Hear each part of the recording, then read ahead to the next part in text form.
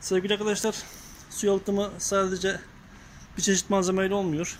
Diğer videolarımda da bahsetmiştim. Pek çok su yalıtım malzemesi var. Kalebodurun altına, kalebodurun üstüne yapılan malzemeler şeklinde arkadaşlar. Ve hatta beton zemine işleyen veya da beton zeminin üzerinde su yalıtım katmanı oluşturan arkadaşlar koruyucu su yalıtım malzemeleri var mevcut piyasada.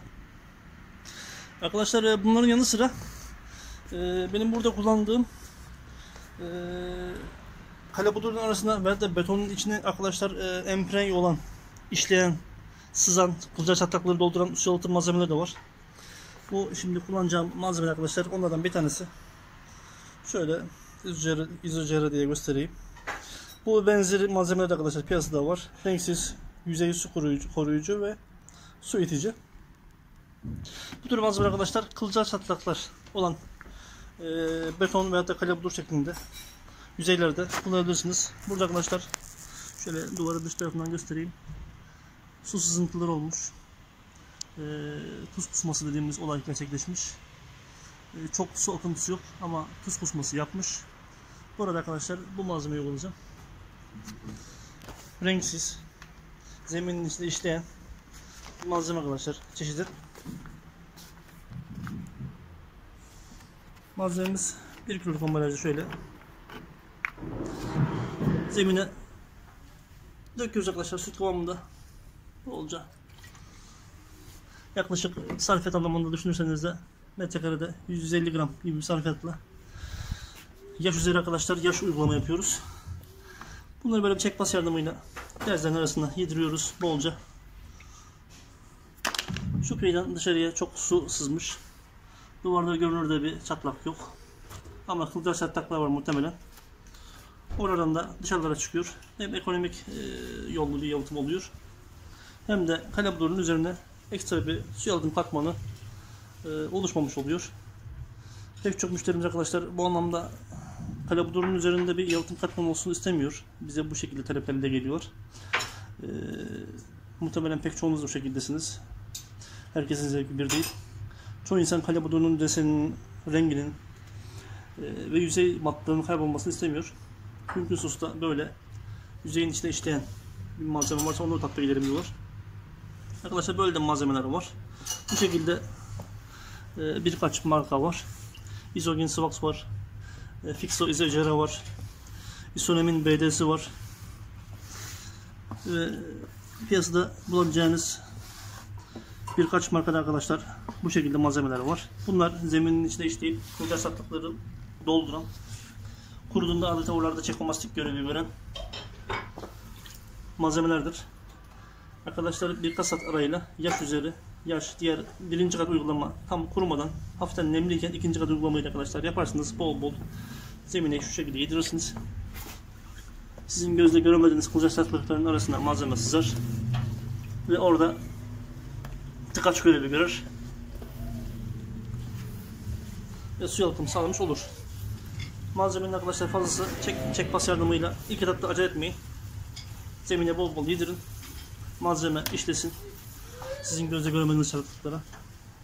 Sonra bir bez yardımıyla bir de paspas yardımıyla fazla malzemeyi arkadaşlar zeminden alacağız.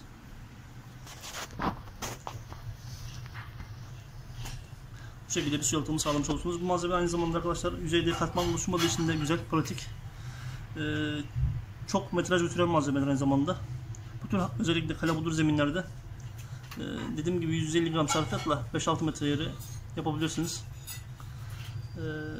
Diğer sürme yalıtım malzemelerinin metrede 1 kilo, 1,5 kilo, 2 kilo daha fazla giden sarfiyatlı ürünler var.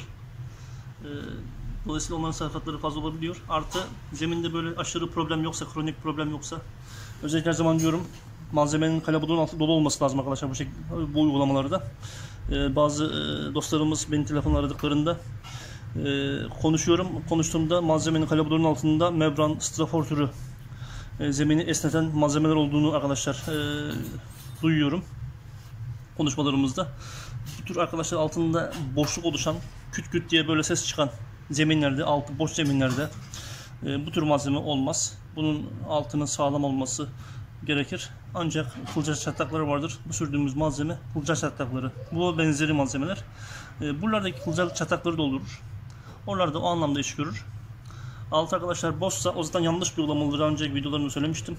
Kalebudur veya fayans malzemelerinin altında strafor ve benzeri membran gibi, servi membran gibi arkadaşlar uygulamalar yanlış uygulamalar. Hiçbir zaman tam anlamıyla su geçirimsiz bir tabaka oluşmuyor o zeminlerde. Yapılan işler de boşa, masraflar da boşa gidiyor.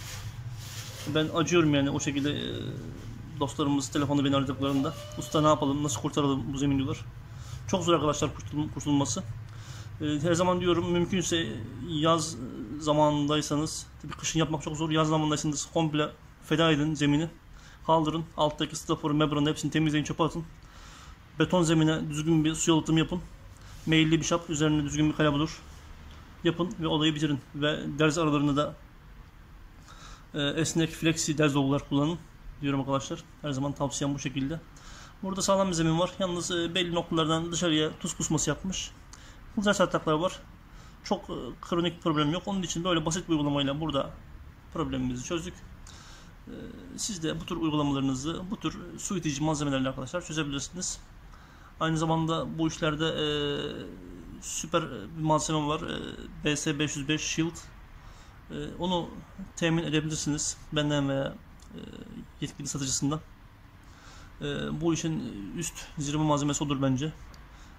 Renksiz o. Nanoteknolojik malzeme, süper su itici malzeme. Buradaki zemine, beton zemine, her türlü sağlam bir zemine onu, yani bulgurlanmamış, teraslarda özellikle bulgurlanmamış, böyle pıtır pıtır dökülmemiş sağlam bir zemin.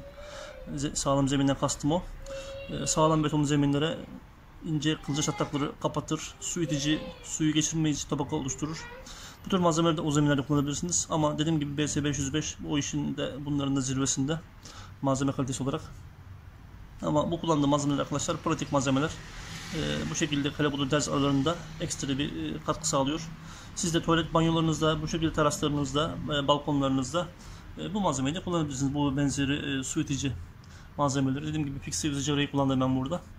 İsonem'in BD'si var. Birkaç arkadaşlar piyasada farklı bulabileceğiniz bu şekilde malzemeler de var. Onları da bu anlamda böyle kullanabilirsiniz. Fazla malzemeyi birazdan çek bas yardımıyla temizleyeceğiz, alacağız. Malzememizin fazla kısmını şöyle diğer kısımlara doğru yedirelim tekrar.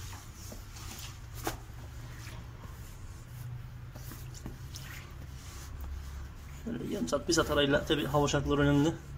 Soğuk havalarda malzemenin çekmesi ve de kuruması daha geç olur. Sıcak havalarda çabuk yer kuruyabilir. 5 dakika içinde de kuruyabilir. Fazla malzemeyi arkadaşlar paspas yardımıyla yüzeyden, kalebudurun yüzeyinde iz yapmasın diye alacağız. Şurada herhalde çok problem var. Şurası çabuk kuruyor. Zaten onun tam arka tarafında problem vardı. Bu şekilde burası bembeyaz olmuş. Buradan tuz kusması dediğimiz olay gerçekleşmiş.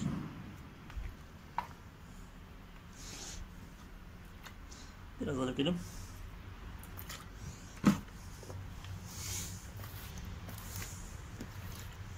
Zemine iyice yediriyorum.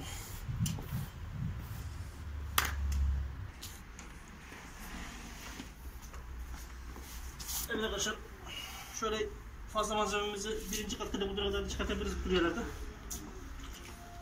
Şöyle yürütelim.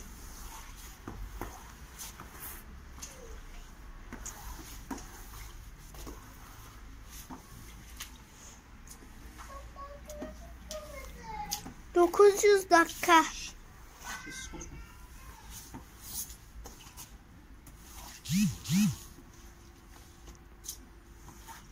Yaklaş bakalım. Şuraya gel. Sonra arkadaşlar işimiz bitmesine doğru, giderimize doğru, nerede giderimiz varsa oraya doğru fazla malzemeyi tahliye edebiliriz.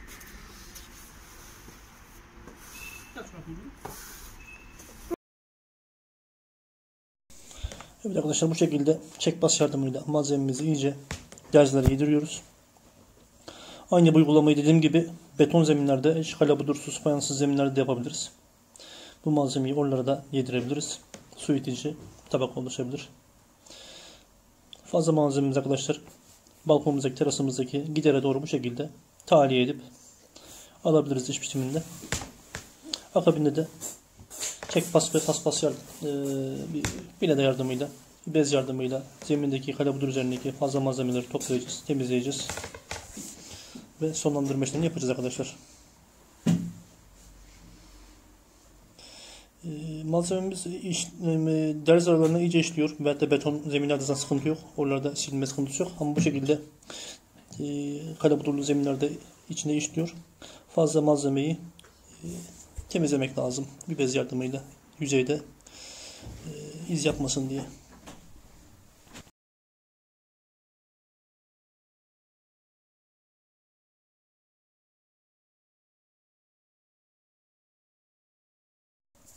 Zamanınız müsaitse olabildiğince fazla malzemeyi yerde tutmaya çalışın.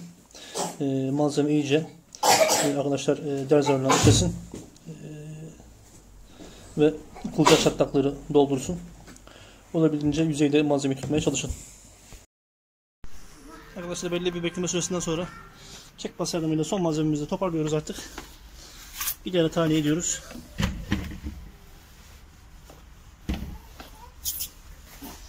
Bu normal beton zemin olsaydı beton zemin hepsinin tamamını, malzemenin tamamını içerdi içine. Ama burada kalabudur olduğu için sadece derz araları malzemeyi içiyor gerekli oranda. Arkadaşlar size bir tavsiyem var. Arkadaşlar son aşamada bir adayla şöyle nemlendirilmiş bir adayla iyice suyunu sıkın. Bastırmadan sadece yüzeyinin fazlalığını alacağız ve kurumaya bırakacağız. Sadece şöyle yüzeyde iz yapmasın diye malzememiz, arta kalan malzemede kalabudurda leke yapmasın diye sadece arkadaşlar bastırmadan şöyle bir yüzeyini temizleyelim, bırakalım. Sürdüğümüz malzeme çalışmaya devam etsin. Ama bu arada da yüzeyde de kalabudurun üzerinde iz yapacak materyalde kalmasın. Dediğim gibi arkadaşlar, İSONEM BD var. Bu anlamda kullanabileceğiniz malzeme. Fixa'nın izocerası var. Arkadaşlar dediğim gibi nanoteknolojik anlamda şeffaf süper su itici malzeme BS505 Yield var. İnternetten bu markaları arkadaşlar bulabilirsiniz. Benden de temin edebilirsiniz. Bu malzemeler arkadaşlar, bu sürdüğüm izocera Fixa'nın 1 kilo ambalajda. İSONEM BD ve BS505 5 kiloluk 10 kiloluk şeklinde arkadaşlar var. Bu malzemeler pratik zeminde kabartı oluşturmaz. Yüzeyden işler emprenye olur. Kılcal çatlaklara. Ama bu demek değildir arkadaşlar. Her videomda söylüyorum. Sadece bu malzemeyle su yalıtım yapılır. Diğer malzemeler işe yaramaz değil. Her malzemenin kullanım alanları vardır. Bu malzemeyi de bu şekildeki problemli kısımlarda kullanabilirsiniz. Bu şekilde söylediğim zemine emprenye olan su yalıtım malzemeleri arkadaşlar, bunlar renksiz, kokusuz, tuvaletlerde, WC'lerde, çok kronik olmayan problemlerde, kılcal çatlaklar problemlerde, su itici anlamında, su geçirmesizlik anlamında bu malzemeleri arkadaşlar kullanabilirsiniz. Arkadaşlar su problemsiz günler diliyorum. Seyrettiğiniz için teşekkürler. Arkadaşlar